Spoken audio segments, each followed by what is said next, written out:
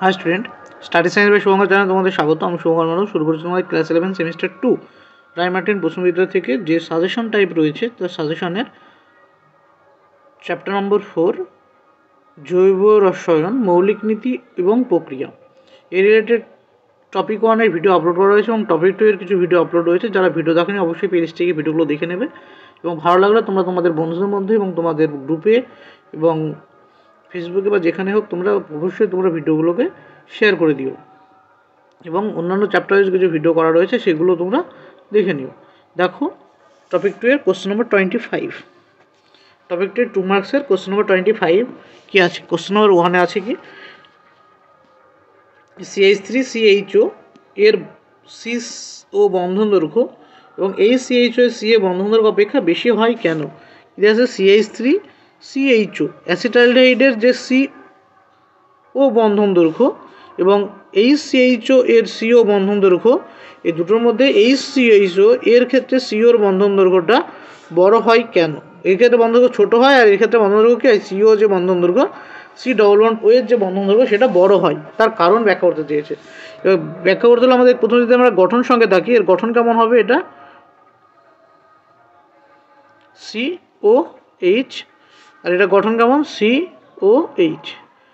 এই দুটো গঠন সঙ্গে বলেছে এই যে বন্ধনটা CO বন্ধনটা এর ক্ষেত্রে ছোট হয় আর এর ক্ষেত্রে CO বন্ধনটা বড় হয়, কিন্তু আমরা জানি কি C11O বন্ধন দৈর্ঘ্য এর মান সমান হওয়ার কথা। যেহেতু C11O এবং যেহেতু C11O দুটোরই কি বন্ধন দৈর্ঘ্য সেম আসার কথা, কিন্তু অ্যাসিটালডিহাইডের ক্ষেত্রে বন্ধন দৈর্ঘ্য বড় হয়ে যায়। তার কারণ কি? তার কারণ কি? দেখো এটা ডবল বন্ড আছে এবং ডবল বন্ড আছে, পাশে কি আছে? পাশের যে আলফা কার্বনে হাইড্রোজেন রয়েছে, আলফা কার্বনে কি আছে? আলফা কার্বনে হাইড্রোজেন থাকলে সেটা হাইপার কনজুগেশনে পার্টিসিপেট করে। হাইপার কনজুগেশন মানে কেমন ধরনের রেজোনেন্স করে? এটা নো বন্ড রেজোনেন্স টাইপের রেজোনেন্সে পার্টিসিপেট করে। কী ধরনের বন্ধন তৈরি করে? কী তৈরি করে? এটা CHH, এটা H প্লাস, এটা double bond CO minus H, এই ধরনের রেজোনেটিং যৌগ তৈরি করে, রেজোনেটিং স্ট্রাকচার তৈরি করে। পরবর্তী কী হয়? এটা এখানে আসে হাইড্রোজেনটা দিয়ে এরকম তিনখানা রেজোনেটিং স্ট্রাকচার আমরা পাই। কটা পাই? না, তিনটে রেজোনেটিং স্ট্রাকচার তৈরি হয় এখানে। এটা একটা, আর একটা কী হয়? এই বন্ধনটা এখানে করে দিয়ে যায় কোনটা হচ্ছে H plus double bond CO minus H এবং লাস্ট স্টেপে কী করে? এই বন্ডটা এখানে পড়লো, এটা গিয়ে এখানে ব্রেক করে এই বন্ডটাকে তৈরি করে সিঙ্গল বন্ডটা। লাস্টে কি আসলো? HC double bond OH। লাস্টে কি আবার অ্যাসিটালডিহাইড ফর্ম করে। তা আমরা যদি অ্যাসিটালডিহাইডের গঠন স্ট্রাকচার আমরা দেখি, অ্যাসিটালডিহাইডের টোটাল গঠনে যখন আমরা হাইপার কনজুগেশনের সাহায্যে রেজোনেন্স দেখবো আমরা, তখন দেখবো কি যে C11O যেটা ছিল সেটা এক বন্ধন চরিত্র লাভ করে। সেটা কী বন্ধন চরিত্র লাভ করে? এক বন্ধন চরিত্র লাভ করে। দেখো এখানে কি এগুলো সবগুলো এক বন্ধন। যদি আমরা গঠনের নাম্বার দিই, এটা 1 নম্বর স্ট্রাকচার, 2 নম্বর স্ট্রাকচার, 3 নম্বর, 4 নম্বর, 5 নম্বর। তবে কার? অ্যাসিটালডিহাইডের যদি আমরা রেজোনেটিং স্ট্রাকচারগুলো দেখি ভালো করে, সেখানে আমরা কি দেখব? রেজোনেন্সের 2 নম্বর, 3 নম্বর এবং 4 নম্বর রেজোনেন্স স্ট্রাকচারে CO বন্ধনটা এক বন্ধন চরিত্র লাভ করে। আর আমরা জানি কি সমযোজী এক বন্ধন দৈর্ঘ্য CO সমযোজী এক বন্ধন দৈর্ঘ্য C ডবল বন্ড O সমযোজী দ্বিবন্ধন দৈর্ঘ্য অপেক্ষা বড় হয়। এটা কি হয়? এটা হচ্ছে বড় হয়। যেহেতু CO বন্ধনটা এক বন্ধন চরিত্র লাভ করে, সেজন্য অ্যাসিটালডিহাইডের ক্ষেত্রে CO বন্ধনটা কার ক্ষেত্রে? ফর্মালডিহাইডের থেকে বড় হয়। বোঝা গেল? নেক্সট কোশ্চেন নম্বর 20, এটা গেলো 1 নম্বর। মানে এটা বুঝে নিলে, এটা বুঝে নিয়ে এখান থেকে তোমাদের জিনিসটুকু লিখতে হবে রেজোনেন্স স্ট্রাকচার দেওয়ার পর।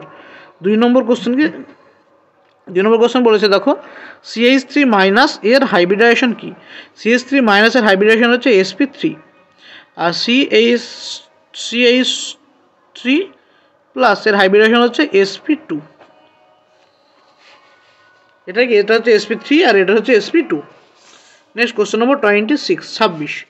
কত নম্বর কোশ্চেন? কোশ্চেন নম্বর 26-এ দেখো কী আছে। 26 নম্বর কোশ্চেনে বলেছে যে 26-এর 1-টা বলেছে প্রোপিনে বলেছে প্রোপিনে কতগুলি হাইপার কনজুগেটিভ গঠন সম্ভব?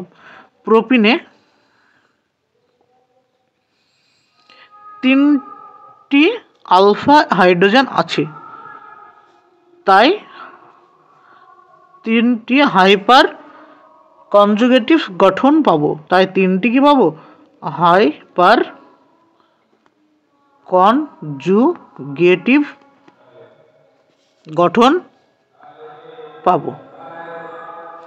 এটা গেল 26-এর 1। 26-এর 2 নম্বর গঠন দেখো কি বলেছে। 26-এর 2 নম্বর যে গঠনটা আছে সেখানে কি আছে দেখো ভালো করে। বলেছে যে CH3 যে কটা যৌগ দেওয়া আছে, 1 2 3 4, এই 4টে যৌগ মধ্যে এদের মধ্যে কোন জৈব যৌগে হাইপার কনজুগেশন ঘটে না বলেছে দেখো ভালো করে। এই যে গঠনগুলো দেওয়া আছে, গঠনগুলো দেখলে তো এখান থেকে ভালো করে দেখে বলো কোনটাতে বলছে যে হাইপার কনজুগেশন ঘটে না। তো হাইপার কনজুগেশন ঘটবে না কোনটা, যেটাতে আলফা হাইড্রোজেন উপস্থিত না থাকলে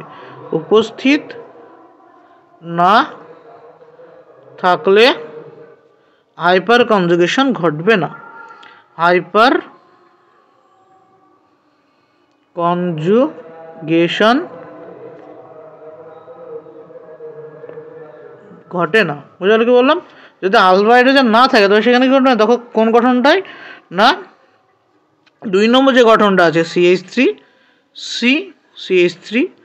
ভেঙে যদি লিখি এরকম একটা গঠন আসবে CH11CH2। তো এটা কি CH2 সিস্টেম, অ্যালকিন সিস্টেম এটুকু। এবার এর আলফা কার্বন কোনটা, এটা হচ্ছে আলফা কার্বন। এই আলফা কার্বনে দেখো একটা হাইড্রোজেন নেই, সবগুলো মিথাইল গ্রুপ দ্বারা প্রতিস্থাপিত। তাই যেহেতু এই আলফা কার্বনে কোনো হাইড্রোজেন নেই, তাই সেজন্য এই গঠন স্ট্রাকচারটা হাইপার কনজুগেশন দেখাবে না।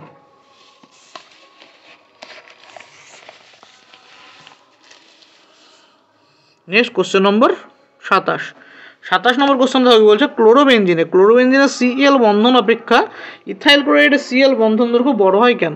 তো ক্লোরোবেনজিনের যদি আমরা গঠন দেখি কেমন গঠন হয় ক্লোরোবেনজিনের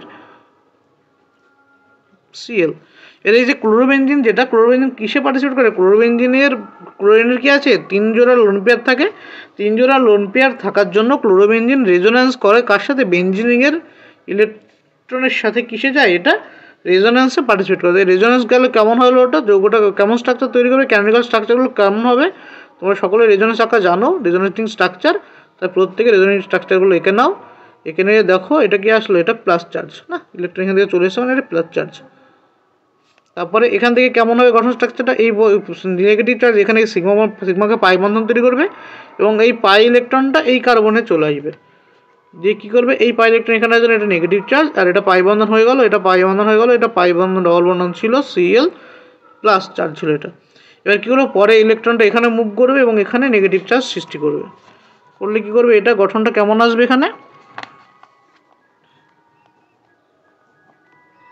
এটা পড়লে এখানে ডবল বন্ড Cl প্লাস, এটা নেগেটিভ চার্জ। পরবর্তীতে নেগেটিভ চার্জ এখানে পড়বে এবং এই বন্ধনে ইলেকট্রন ভেঙে গিয়ে এখানে চলে আসবে। দিয়ে আবার আমরা কী পেয়ে যাবো, ক্লোরোবেনজিন পেয়ে যাবো, যেটা মেন ক্লোরোবেনজিন Cl। এবার এই যে ক্লোরোবেনজিনের যদি আমরা রেজোনেন্স হাইব্রিড আঁকি, কেমন হবে রেজোনেন্স হাইব্রিডটা দেখো। কি হলো, টোটাল সেন্টারের মধ্যে নেগেটিভ চার্জটা ঘোরাঘুরি করলো। তো এটা delta negative centre, delta negative centre, delta negative centre, এবং এটা Cl এখানে ডবল বন্ড অ্যারাইজ করেছিল, এটাতে ডট ডট, আর এটা হচ্ছে প্লাস চার্জ, ডেল্টা পজিটিভ। এই রেজোনেন্স হাইব্রিডটা যদি আমরা ভালো করে দেখি, কার ক্লোরোবেনজিনের রেজোনেটিং স্ট্রাকচার বা রেজোনেন্স হাইব্রিড যেটা দেখলে বুঝতে পারছি আমরা যে ক্লোরোবেনজিনের CCl যে বন্ধনটা, এই যে বন্ধনটা ভালো করে দেখো। তো আমরা কী লিখবো, ক্লোরোবেনজিনের রেজোনেটিং হাইব্রিড থেকে বা রেজোনেন্স থেকে, ক্লোরোবেনজিনের রেজোনেন্স থেকে আমরা দেখতে পাই ক্লোরোবেনজিনের ক্ষেত্রে CCl বন্ধন যেটা ছিল সেটা রেজোনেন্স করার সময় আংশিক দ্বিবন্ধন চরিত্র লাভ করে। তাই ক্লোরোবেনজিনের CCl বন্ধনটা কী চরিত্র, ক্লোরোবেনজিনের ক্ষেত্রে ক্লোরোবেনজিনের CCl বন্ধনটি দ্বিবন্ধন চরিত্র লাভ করে। যেহেতু ক্লোরোবেনজিন আংশিক দ্বিবন্ধন চরিত্র লাভ করলো, সেজন্য এর বন্ধন দৈর্ঘ্য এক বন্ধনের থেকে ছোট হয়ে যাবে। তাই যেহেতু দ্বিবন্ধন চরিত্র, তাই এক বন্ধনের দৈর্ঘ্য থেকে এই বন্ধনটা ছোট হয়ে যাবে। এইরকম ইথাইল বেনজিন যেটা হয়, ইথাইল ক্লোরাইড যেটা হয়, তো এই ইথাইল ক্লোরাইডে এই ধরনের রেজোনেন্স দেখা যায় না, দেখা যায় না। সেই জন্য CCl বন্ধনটা এটা বিশুদ্ধ এক বন্ধনের মতোই আচরণ করে। তাই এটা যেহেতু এক বন্ধন আর এটা যেহেতু আংশিক দ্বিবন্ধন, সেজন্য এই যে CCl এর ইথাইল ক্লোরাইডের CCl বন্ধনটা কী হবে, এটা এক বন্ধন, এটা কী হবে, এক বন্ধন চরিত্র থাকবে। এটা কি ইথাইল ক্লোরাইডের CCl বন্ধনটা এক বন্ধন প্রকৃতির। এক বন্ধন প্রকৃতির, সেজন্য এর বন্ধনটা কি হয়, বন্ধনটা বড় হয়। কার থেকে? ক্লোরোবেনজিনের বন্ধনের থেকে বড় হয়। বোঝা গেল? Next question number 28। ক্লোরোবেনজিন কি বলছে? ক্লোরোবেনজিন অপেক্ষা ক্লোরোসাইক্লোহেক্সেনের ধ্রুবীয়তা বেশি হয় কেন? এটাও আমরা সেমভাবে ডেফিনেশন করতে পারি। দেখো, যদি আমরা ক্লোরোবেনজিন এবং ক্লোরোসাইক্লোহেক্সেনের যদি আমরা স্ট্রাকচারগুলো দেখি, এটা ক্লোরোবেনজিনের স্ট্রাকচার সিএল, আর এটা হচ্ছে ক্লোরোসাইক্লোহেক্সেনের স্ট্রাকচার। এটা হচ্ছে ক্লোরোসাইক্লোহেক্সেনের স্ট্রাকচার, আর এটা হচ্ছে ক্লোরোবেনজিনের স্ট্রাকচার। এবার বলেছে ক্লোরোবেনজিনের অপেক্ষা ক্লোরোসাইক্লোর ধ্রুবীয়তা বেশি হয় কেন? এর ধ্রুবীয়তা বেশি হয় কেন? এর ধ্রুবীয় যৌগ কেন হয় এটা? কারণ এর সিসিএল বন্ধনের এটা ডেল্টা নেগেটিভ সেন্টার, এটা ডেল্টা পজিটিভ সেন্টার। আমরা ধ্রুবীয়তা, বন্ধনের ধ্রুবীয়তা বলতে কি বুঝি? ধ্রুবীয়তা মানে বন্ধন দৈর্ঘ্য ইন্টু চার্জ। ডাইপোল মোমেন্ট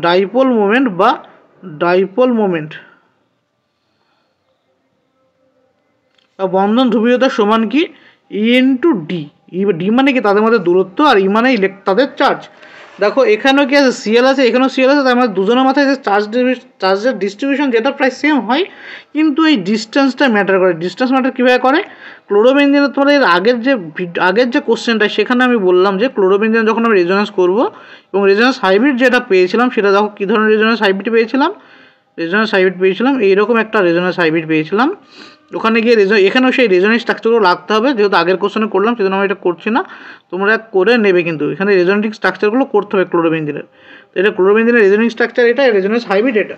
তো এখানে তোমরা কী করে নেবে? ক্লোরোবেনজিনের রেজোনেটিং যে স্ট্রাকচারগুলো সেগুলো করতে হবে এখানে, হ্যাঁ, ড্র করে নেবে নিজে ক্লোরোবেনজিনের রেজোনেটিং স্ট্রাকচারগুলো ড্র করে নিলে তারপর রেজোনেন্স হাইব্রিডটা দিলে এবার কি ব্যাখ্যায় যাবে? ব্যাখ্যা হচ্ছে এখানেও যে চার্জের ডিস্ট্রিবিউশন এখানে যেটা হয়, যেহেতু ডাইপোল মোমেন্টের সূত্র কি? ই ইন্টু ডি। ই মানে কি? তাদের চার্জ কত মান থেকে ডাইপোলে কত চার্জ তৈরি হচ্ছে এবং তাদের মধ্যে দূরত্ব দিয়ে গুণ করলে পাই ডাইপোল মোমেন্ট বা দ্বিমুখ ভ্রামক, আর সেটাই তার ধ্রুবীয়তাকে সৃষ্টি করে, তার ধ্রুবীয়তার কারণ। এবার এখানে দেখি আমরা দুটোতেই ই এর মান প্রায় সেম হয়, কিন্তু ডি এর মানের ক্ষেত্রে দেখি কি? সাইক্লোহেক্সেনের ক্ষেত্রে ডি কি হয়? এক বন্ধন চরিত্র থাকে। এটা কি থাকে? এক বন্ধন চরিত্র থাকে। আর এর ক্ষেত্রে কি হয়? এটা দ্বিবন্ধন চরিত্র থাকে। আংশিক কি বন্ধন? দ্বিবন্ধন চরিত্র থাকে। আর যেহেতু দ্বিবন্ধন চরিত্র বন্ধন দৈর্ঘ্য ছোট এবং এই এক বন্ধন চরিত্র বন্ধন দৈর্ঘ্য বড়, তাই এটা গুণ করার পর ডাইপোল মোমেন্টটা এর কম আসে, বা এর ধ্রুবীয়তা কি আসে? এর ধ্রুবীয়তা কম হয়, আর এর ধ্রুবীয়তা বেশি হয়। ধ্রুবীয়তা, আশা করি বোঝা গেছে। তোমরা এই যে জিনিসটাকে জিস্ট করে লিখে নিতে হবে, ঠিক আছে? প্রথমে এইটা কি ক্লোরোবেনজিন করলে, ক্লোরোবেনজিন রেজোনেটিং স্ট্রাকচার দিলে, তারপরে ক্লোরোবেনজিনের হাইব্রিড স্ট্রাকচার লিখতে, তার সাথে সাথে সাইক্লোহেক্সেনের স্ট্রাকচারটা পাশে রাখতে হবে, দিয়ে লিখতে হবে এই যে দুটো যৌগের ধ্রুবীয়তা সৃষ্টি হয় তার কারণ কি? কারণ হচ্ছে সিসিএল বন্ধনের মধ্যে কি তৈরি হয়? একটা মেরুর সৃষ্টি হয়, যেহেতু সিএল ইলেকট্রোনেগেটিভ অ্যাটম। তো এদের মধ্যে যে বন্ধনের ধ্রুবীয়তা সৃষ্টি হয়, সেই ধ্রুবীয়তার মান কত? ডাইপোল মোমেন্টের মান কত? Charge into distance. যেহেতু দুটো যৌগে কি ক্লোরিন যৌগ রয়েছে, দুটোতে ক্লোরিন অ্যাটম রয়েছে, তাই দুটোতে চার্জের মান, যে চার্জের যে ডিস্ট্রিবিউশন সেটা সেম টাইপের হয়, মানে যে ইলেকট্রনিটির জন্য চার্জের যে ডিস্ট্রিবিউশনটা তৈরি হয় সেটা কি সেম হয়, কিন্তু এদের মধ্যে বন্ধন দৈর্ঘ্যের ডিফারেন্স হয়। কী করে করে? কারণ সাইক্লোহেক্সেনে কি এটা এক বন্ধন চরিত্র থেকে যায়, কিন্তু ক্লোরোবেনজিনটা কি দ্বিবন্ধন চরিত্র লাভ করে, সেজন্য এটা বন্ধন দৈর্ঘ্য ছোট হয়ে যায়। দ্বিবন্ধন চরিত্র লাভ করলে এর বন্ধন দৈর্ঘ্য কি? বন্ধন দৈর্ঘ্য কম্পারেটিভলি ছোট হয়। বন্ধন দৈর্ঘ্য ছোট হয় কার থেকে? ক্লোরোসাইক্লোহেক্সেনের থেকে। সেজন্য এর ধ্রুবীয়তা কম হয়, এর ধ্রুবীয়তা বেশি হয়। নেক্সট কোশ্চেন নম্বর 29, 29 নম্বর প্রশ্ন। দেখো কি বলেছে? কারণ সহ ক্ষারকীয়তার অধক্রমে সাজাও। ক্ষারকীয়তার অধক্রমে মানে বড় থেকে ছোট সাজাতে বলেছে। তো এখানে দিয়েছে কি অ্যাকচুয়ালি দেখো, এন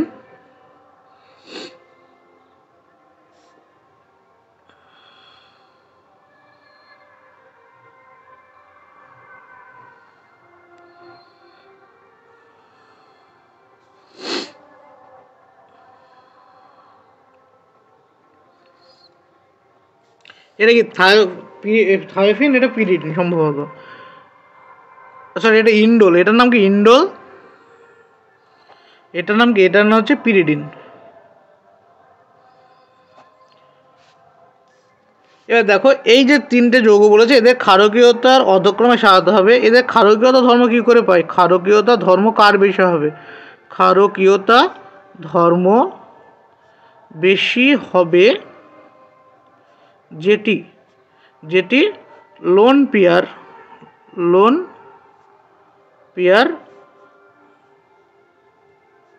খুব সহজে প্রোটনকে বা অন্য ইলেকট্রন ডেফিসিয়েন্ট সেন্টারকে, ইলেকট্রন ঘাটতি সম্পূর্ণ যৌগকে, যেটি কি খুব সহজে প্রোটনকে বা ইলেকট্রন ঘাটতি সম্পূর্ণ যৌগকে দান করতে পারে। যে যৌগটা খুব সহজেই ইলেকট্রন অপর একজনকে দান করতে পারবে সেটির ক্ষারকীয়তা ধর্ম বেশি হবে। আমাদের যে তিনটে যৌগ দেওয়া আছে, এই তিনটে যৌগ দেখতে হবে কার ক্ষেত্রে কোনটির ইলেকট্রন দান করার প্রবণতা সব থেকে বেশি। দেখো সব থেকে কম আমরা দেখতেই পাচ্ছি এটা প্লাস চার্জ রয়েছে, মানে নিজের কি এই যে নাইট্রোজেনেরই নিজের, এটা যে 1 নম্বর স্ট্রাকচার বলে, এটা 2 নম্বর স্ট্রাকচার, এটা 3 নম্বর স্ট্রাকচার। 2 নম্বর যে স্ট্রাকচারটা রয়েছে সেই স্ট্রাকচারে দেখো নাইট্রোজেনের মাথায় লোন পেয়ার তো নেই, অর্থাৎ এটা লোন পেয়ার নেই, কিন্তু কী আছে দেখো প্লাস চার্জ, মানে নিজের ইলেকট্রন ঘাটতি আছে। তো নিজেরই যদি ইলেকট্রন ঘাটতি থাকে সে আরেকজনকে দান করবে কী করে? সেজন্য সব থেকে কম কার হবে? সব থেকে কম হবে 3 নম্বর স্ট্রাকচারে, এই 2 নম্বর স্ট্রাকচারের। তো কারণ বোঝা গেল 2 নম্বর যে গঠন সংকেতে আমরা দেখতে পাচ্ছি নাইট্রোজেনের মাথায় লোন পেয়ার নেই, অপরপক্ষে আছে পজিটিভ চার্জ, অর্থাৎ এই নাইট্রোজেনের নিজেরই কী রয়েছে? ইলেকট্রনের ঘাটতি রয়েছে। যেহেতু এই নাইট্রোজেনের নিজেরই ইলেকট্রন ঘাটতি রয়েছে, তাই লোন পেয়ার দানের ক্ষেত্রে এটি সব থেকে কম লোন পেয়ার দান করতে পারবে, লোন পেয়ার দান করতে পারবেই না বলতে পারো। সেজন্য সব থেকে কম ক্ষারকীয় কী হবে? সব থেকে কম ক্ষারকীয় এই তিনটের মধ্যে সব থেকে কম ক্ষারকীয় হবে 2 নম্বর গঠনটি। বোঝা গেল কেন 2 নম্বর গঠনটি সবথেকে কম ক্ষারকীয়? কারণ 2 নম্বরে নাইট্রোজেনের মধ্যে কি আছে? Positive charge. এবার দেখো 1 এবং 3 গঠনের মধ্যে কোন নাইট্রোজেনটা লোন পেয়ার দান করতে পারবে খুব সহজে? 1 আর 3 মধ্যে দেখো 1 নম্বর গঠনে বা ইন্ডোলে 1 নম্বর গঠনে কি হয়? 1 নম্বর গঠনে নাইট্রোজেন এর লোন পেয়ার বা নিঃসঙ্গ ইলেকট্রন জোড় এলপি কিসে যায়? দ্বিবন্ধনের সাথে কনজুগেশনে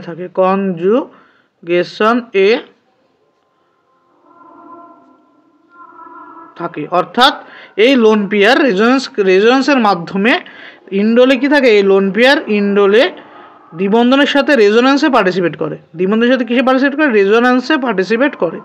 রেজোন্যান্সে পার্টিসিপেট করলে কি তৈরি করবে? এটা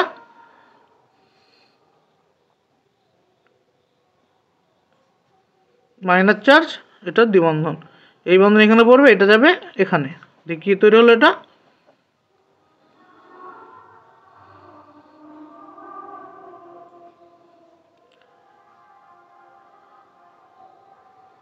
তারপরে কি করবে? এই বন্ধনটা এখানে পড়বে, এটা এখানে এসে মুভ করবে।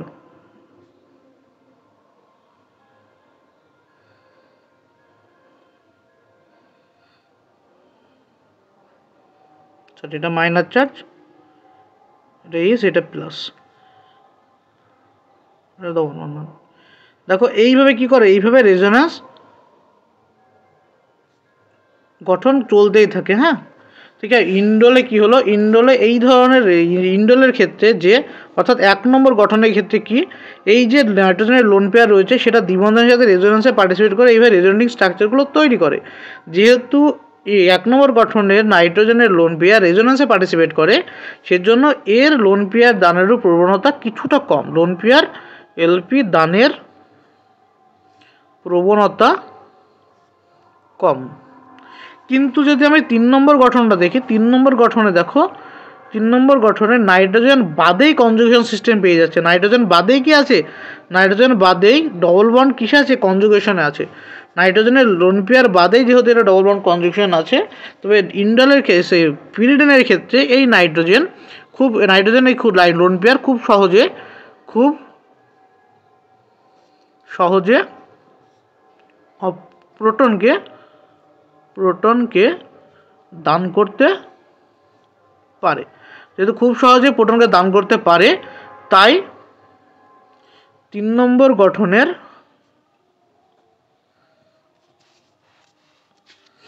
ক্ষারকীয়তা সর্বাধিক।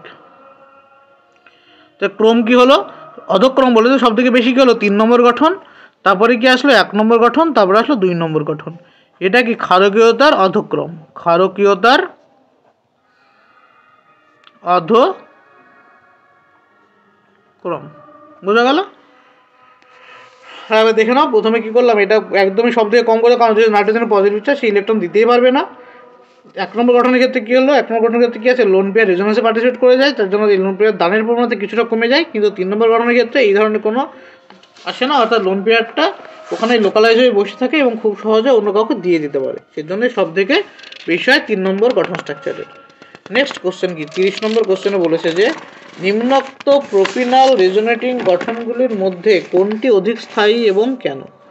30 নম্বরের কোশ্চেনে দেওয়া আছে, দেখো প্রোপিনালের দুটো গঠন সংকেত দেওয়া আছে, CH2 double bond CH, CH double bond O, আর একটা কি দেওয়া আছে CH2 plus CH double bond CHO minus. এটা 1 নম্বর স্ট্রাকচার, এটা 2 নম্বর স্ট্রাকচার। এবার রেজোনেটিং স্ট্রাকচারের স্থায়িত্ব, রেজোনেটিং গঠনগুলির মধ্যে রেজোনেটিং স্ট্রাকচারের স্থায়িত্বের যে তোমাদের নিয়মাবলী রয়েছে বইয়ে,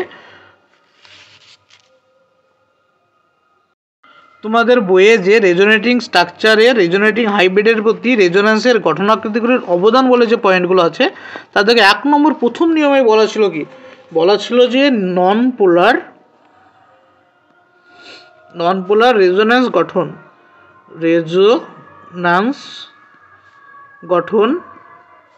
সংকেত ডাইপোলার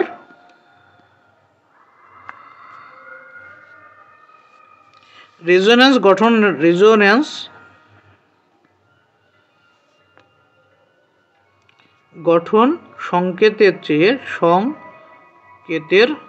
সংকেতের চেয়ে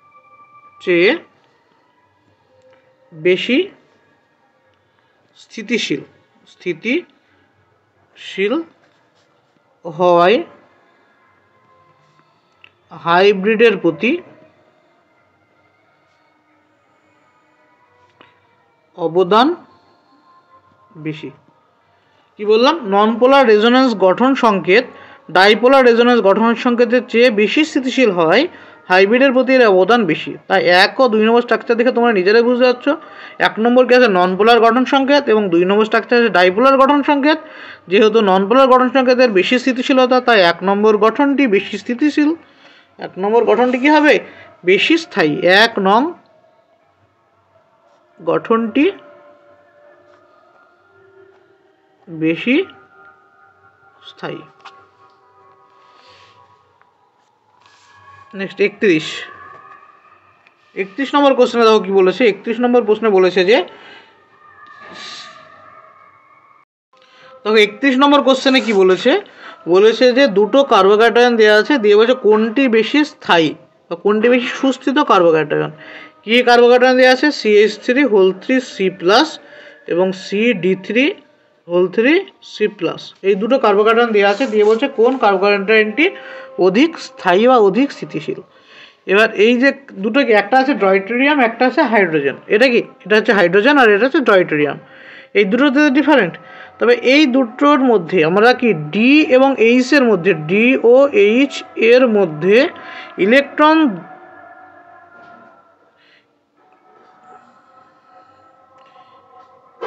দান করার প্রবণতা কার বেশি, ডি এবং এইচ এর মধ্যে ডি এর ইলেকট্রন দানের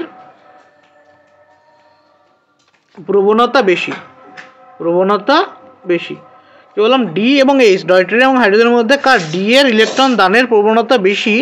সেজন্য কি হয়, যেহেতু ডি এর ইলেকট্রন দানের প্রবণতা বেশি, তাই CD3 গ্রুপের plus I effect CH3 group অপেক্ষা, CD3 গ্রুপের plus I effect CH3 group অপেক্ষা কি হবে, অপেক্ষা বেশি। বুঝা হলো কি বললাম, বললাম যে যেহেতু ডয়টেরিয়ামের ইলেকট্রন দান করার প্রবণতা বেশি, তাই CD3 যে গ্রুপটা তার প্লাস আই ইফেক্ট কী হবে, CH3 গ্রুপ অপেক্ষা বেশি হবে। তো CF গ্রুপ অপেক্ষা যেহেতু বেশি হয়ে যাচ্ছে তখন আমরা ডিরেক্টলি কী বলতে পারবো না, ডিরেক্টলি বলতে পারবো CH3 হোল 3 বা CH3 C প্লাস CH3 এই যে কার্বোক্যাটায়নটা পেলাম। তো এই যেহেতু কি এটা আছে, এর যে ইলেকট্রন দানের প্রবণতা প্লাস আই ইফেক্ট কম কার থেকে, CD3 গ্রুপের থেকে। তো CD3 গ্রুপের থেকে ইলেকট্রন দানের প্রবণতা যেহেতু কম, এটা লিখে নিই। হ্যাঁ, এর কী বলা যায়, এই যে এর ক্ষেত্রে যে প্লাস আই ইফেক্ট হবে, এর যে plus I effect CH3 plus I effect কী হয়, প্লাস আই CD3 কী হয়, CD3 কম হয়, সরি CD3 বেশি হয় কার থেকে, প্লাস আই CH3 থেকে বেশি হয়। বোঝা গেল? বলছে থেকে CD3 গ্রুপের প্লাস আই ইফেক্ট CH3 গ্রুপের অপেক্ষা বেশি হওয়ার জন্য, তো যেহেতু বেশি হয় তবে এই যে যৌগটা, এই যৌগটা 2 নম্বর গঠন সংকেতটা বেশি স্থিতিশীল হওয়ার কথা, তাই না? 2 নম্বর গঠন সংকেতটা বেশি স্থিতিশীল হওয়ার কথা, তবে তাই 2 নং গঠনটি বেশি স্থিতিশীল বা স্থায়ী, বেশি স্থায়ী হওয়ার কথা। কিন্তু প্রবলেমটা কি হয় এখানে, কিন্তু প্রবলেমটা হলো কি, প্রবলেম হচ্ছে যে 2 নম্বর গঠনটি স্থিতিশীল হওয়ার কথা ছিল, কিন্তু 1 নম্বর গঠনটি বেশি স্থায়ী। 1 নং গঠন মানে কোনটা, CH3 হোল 3 C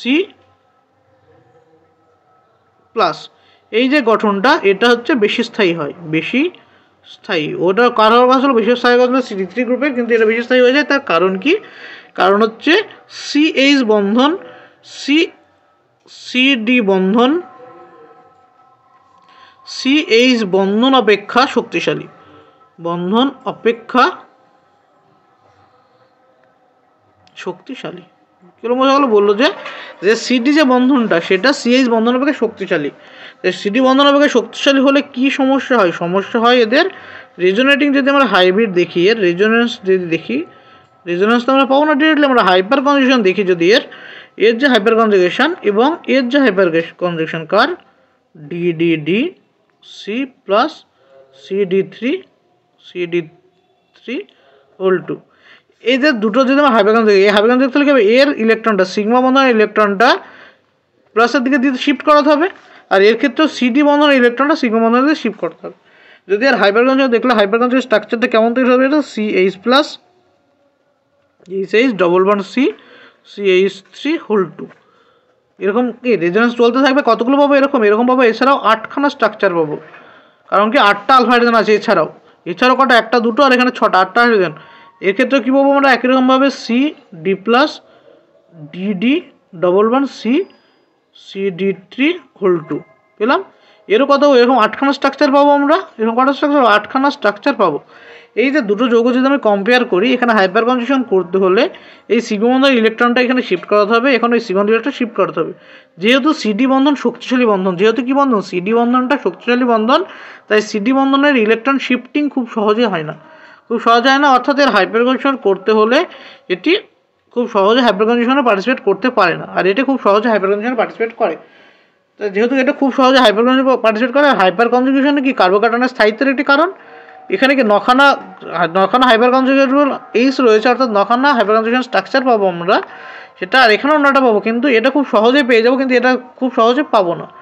সেজন্য এই যৌগটা কি অধিক স্থিতিশীল, কোনটা না, স্ট্রাকচার 1 অথবা CH3 হোল 3 C প্লাস, যে কার্বোক্যাটায়নটা অধিক স্থায়ী। Next question number 32।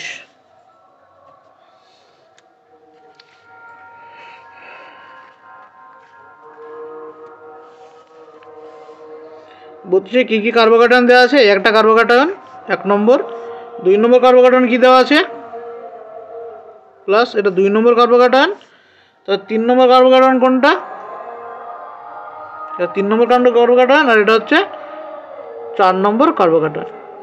এই যে 4টে কার্বোক্যাটায়ন দেওয়া আছে, এই 4টে কার্বোক্যাটায়নের মধ্যে কোনটি অধিক সুস্থিত কার্বোক্যাটায়ন হবে, এই 4টের মধ্যে অধিক সুস্থিত কার্বোক্যাটায়ন কোনটা হবে।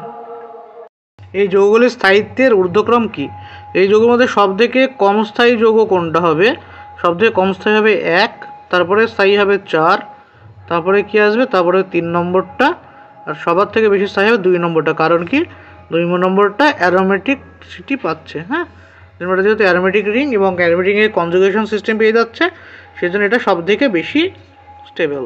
সে 2 কি বলে দেখো, প্রদত্ত যৌগগুলিকে -i ইফেক্টের ঊর্ধ্বক্রমে সাজাও। তো সব থেকে বেশি -i কার হয়, এটা হচ্ছে এফ এর হয়, তারপরে হচ্ছে Cl, তারপরে Br, তারপরে হচ্ছে I। এটা হচ্ছে -i ইফেক্টের ক্রম। কিসের ক্রম এগুলো? -i ইফেক্টের ক্রম। তারপরে কোশ্চেন নম্বর 33 নম্বর কোশ্চেনে দেখো কি আছে, বলেছে যে দুটো কার্বোকাটায়ন দেওয়া আছে, দুটো কার্বোকাটায়নের মধ্যে কোন কার্বোকাটায়নটা স্থায়ী কার্বোকাটায়ন এবং কেন? যে একটা কার্বোকাটায়ন আর একটা এই কার্বোকাটায়ন, তাই তো?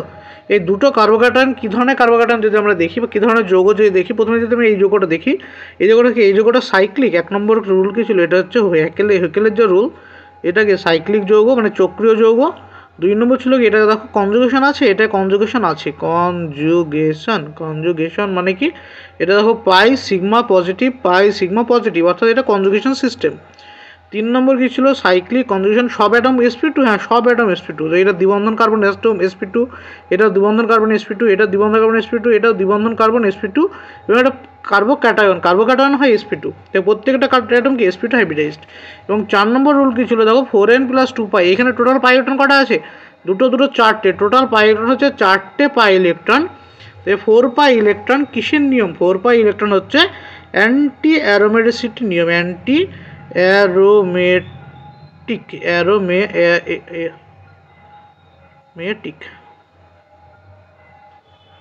তো এই যৌগটা কি, এই যৌগটা হচ্ছে অ্যান্টি অ্যারোমেটিক যৌগ। এই যৌগটা কী বললাম আমরা, যেহেতু এটা অ্যান্টি অ্যারোমেটিক যৌগ, তাই এর স্থায়িত্ব কী হবে, কম হবে অবভিয়াসলি। যেহেতু এটা অ্যান্টি অ্যারোমেটিক যৌগ, তাই এর স্থায়িত্ব কম কার্বোকাটায়নটির। কিন্তু এই কার্বোকাটায়নটি কি আছে দেখো, এটা কি আছে, 1 নম্বর সাইক্লিক। 2 নম্বর রুল কী ছিল, 2 নম্বর রুল ছিল হচ্ছে কনজুগেশন, তাই এটাও কি কনজুগেশন সিস্টেম বা কনজুগেটেড সিস্টেম।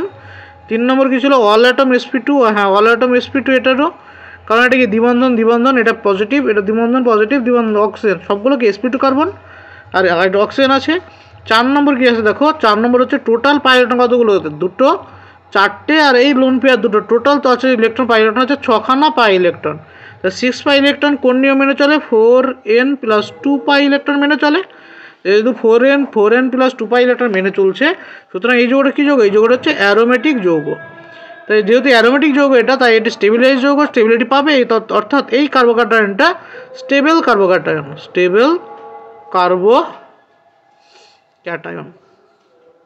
আর এটা আনস্টেবল কার্বোকাটায়ন।